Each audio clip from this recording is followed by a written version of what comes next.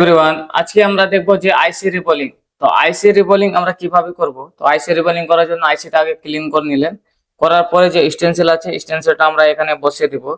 আর stencil যেটা আছে আমাদের যে নিচে পয়েন্ট যেটা আছে, নিচে পয়েন্টটা ম্যাচিং করতে গেলে অটোমেটিক আমাদের ম্যাচিং হয়ে যাবে।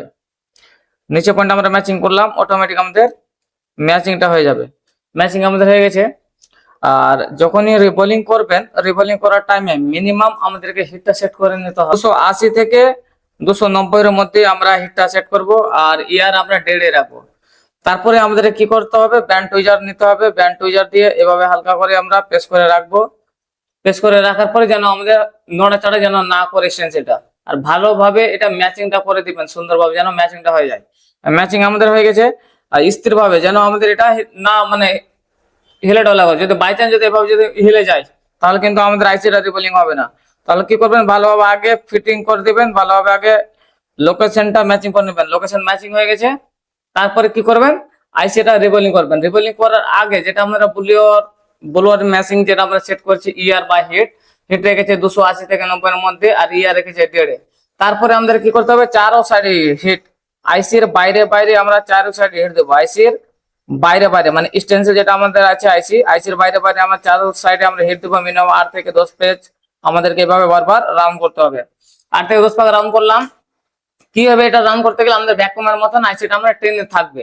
তারপরে কি করবো, আমাদের যে পিপিটিটা আছে পিপিটা আমরা এখানে ইনজেক্ট করবো, মানে ভরবো পিপিটা যখনই ভরবেন সূক্ষ্মভাবে, যেন চাপ দেওয়া যাবে না। চাপ যদি বেশি যদি পড়ে যায় তাহলে স্টেন্সিলের ভিতরে আমাদের পিপিটিটা বেশি ঢুকে যাবে। তো সেই জন্য আমরা পিপিটিটা হালকা হালকা করে সূক্ষ্ম হাতে ভরে দিলাম। ভরার পর এটা দিয়ে আপনার কি করতে হবে, সুন্দরভাবে ক্লিন করে নিতে হবে, যেন আশেপাশে পিপিটি যেন না থাকে। আশেপাশে যেন পিপিটি না থাকে। আশেপাশে যদি পিপিটি থাকে তাহলে কিন্তু স্টেনসিল যে কি হয়ে যাবে, আপনার ফুলে যাবে আর আইসিটা রিবোলিং ভালোভাবে হবে না। বাই চান্স যদি হালকা ফুলকা যদি সাইডে বা থেকে যায় তাহলে কটনে কাপড় নেবেন বা টিস্যু নেবেন। নেওয়ার পর এইভাবে সুন্দরভাবে কি করবেন, এভাবে পরিষ্কার করে নেবেন, মানে ক্লিন করে নেবেন। পরিষ্কার হয়ে গেছে। পরিষ্কার করার পরে পরিষ্কার আমাদের কমপ্লিট। তারপরে যেটা আমাদের স্টেনসিল আছে, স্টেনসিল যেন আমাদের কোনো প্রকারে যেন নড়াচড়া যেন না করে। তারপরে যে আমাদের ব্লোয়ার, ফার্স্টে আমরা দিয়েছিলাম চারো সাইডে হিট, আবার দেবো 8 থেকে 10 পাক চারো সাইডে হিট। 8 থেকে 10 পাক এভাবে চারো সাইডে আগে আমরা হিট দেব। 8 থেকে 10 পাক হিট দিলাম। দেওয়ার পরে এবার কি করুন, এক কর্নারে রাখবেন, অটোমেটিক আমাদের রিবোলিং হয়ে যাবে। এক কর্নারে রাখবো আর আস্তে আস্তে করে ব্লোটাও নিয়ে যাবো। রিবোলিং হচ্ছে, আস্তে আস্তে করে নিয়ে যাচ্ছে সামনের দিকে।